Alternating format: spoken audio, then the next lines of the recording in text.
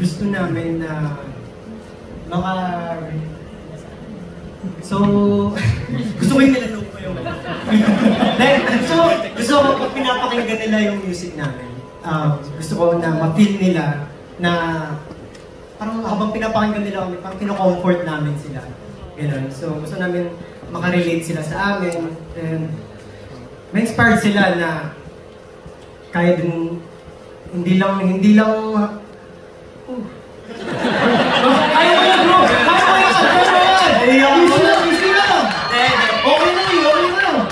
Hindi, gusto ko lang ma-feel nila na kami yung tahanan nila kung pinapakinggan nila. Na-feel niyo ba yun?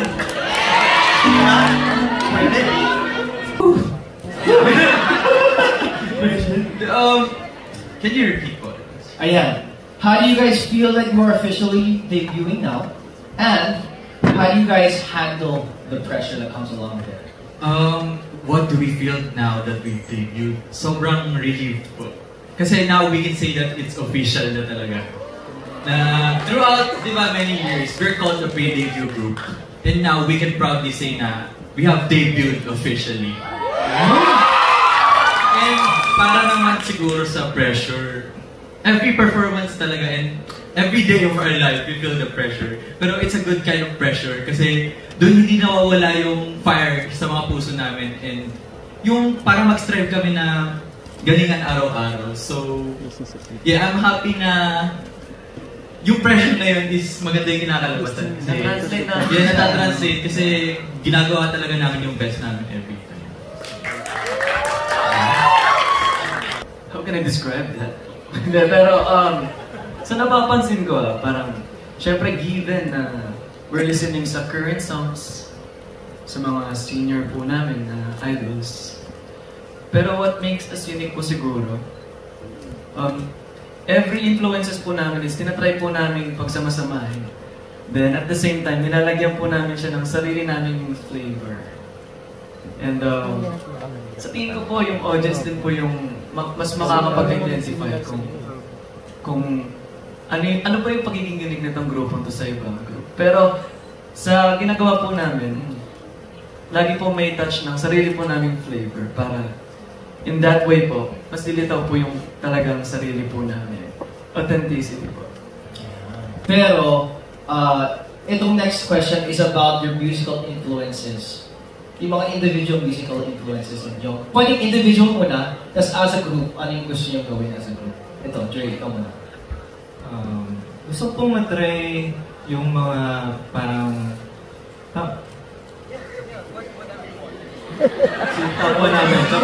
Double check. Okay naman. Okay. If you're okay naman. Yes. Okay naman.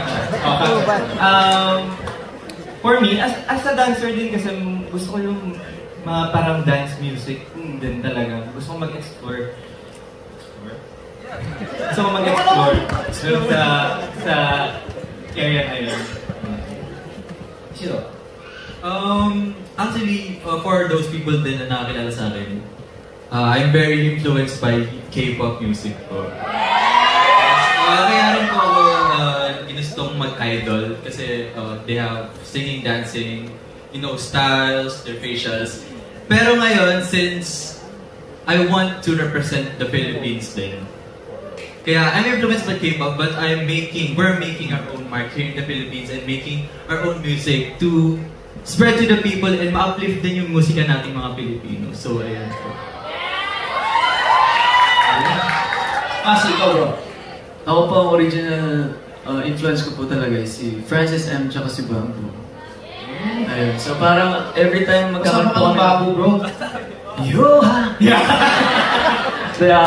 So ayun, parang every time magkakaroon kami ng music, like, the first time narinig ko yung Ulala is very talaga, kumbaga, yun talaga yung isa sa mga influences ko. Pop, na funk, na rock. So ayun, mas trip ko yun. Luso, ikaw? Ang sa akin is, yun nga, sila Black Nine, local rappers kasi yung mga na-influence ko.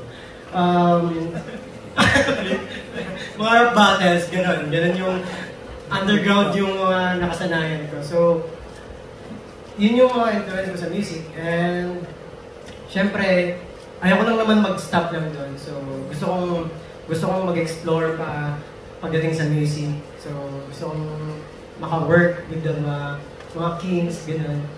Sir Gary V. Ba't iba yung Si Jeremy daw. Ha? Baka gusto mo. Di kasi baka magtampo pag sinabi ko, Jeremy. Magkarayom naman eh, Jeremy, Gary V. Wow! Matthew, ikaw bro. Musical influences.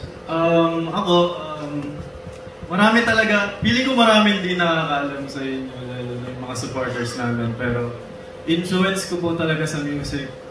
Mahilig ako sa rock, mahilig ako sa mga, nakikinig ako ng metal, nakikinig ako ng mga banda, sobrang mahilig ako sa banda.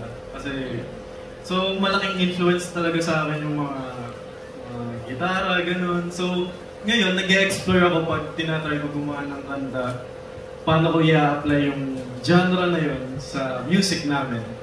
Kaya kung parang minsan tinatanong ko sila, bagay ba yung mga gantong style sa tingin niyo sa mga song namin? Sample nga ng metal. Ano ang sample ng metal? Pasabot ang metal, Matthew. Oh, wa-a-a. Ano metal? Isa pa. Oh, wa-a-a. Palagpakan naman natin si Matthew, guys. Mo na pinaka-gusto mo for each one? Sige, simulan ko. I think po si Dre is determination. Determination. Yes, team. Paano niya pinapakita yung determination niya? Kasi I think I can say, out of all of us, siya yung pinaka-strong talaga yung mentality din. As in, kung ano yung nakaset sa utak niya, gagawin niya talaga. As in, hindi mo siya mapipigilan. Wala kang magagawa. Walang option. Wala kang magagawa. Yan ay lagi. Kung ano yung ini-aim niya, kung anong gusto niyang magawa, gagawin niya talaga. And si Asi naman, pinaka-gusto ko sa kanya is yung wisdom niya. Kasi, mapapafeel niya talaga. Totoo si Matthew. Ba't ka natawa, bro? Wisdom to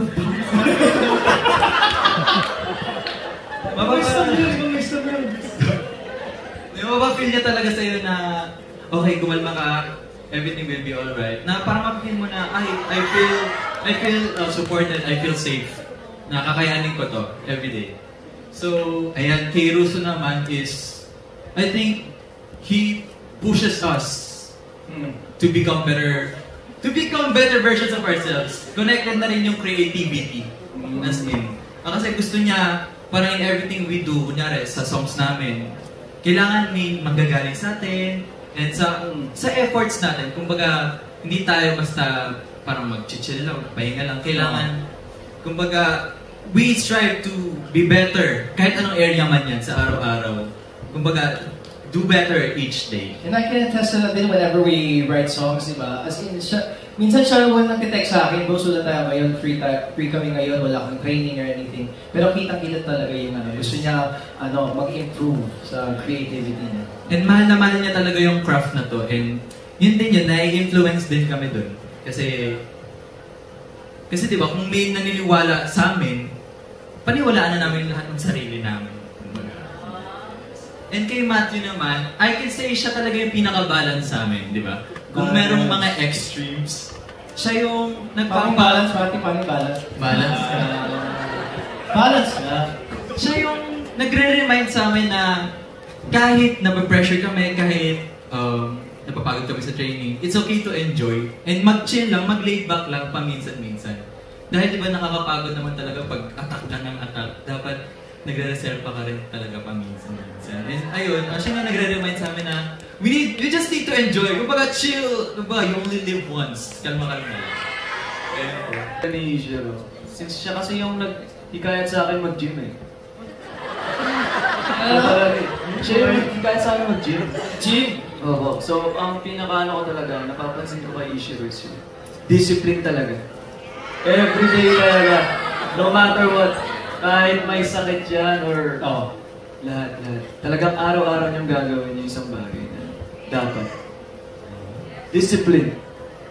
Tama. Agree kayo? Oo. Sabihin mo naman. Disiplinado yan. Sige, palapakan naman natin, right, everybody?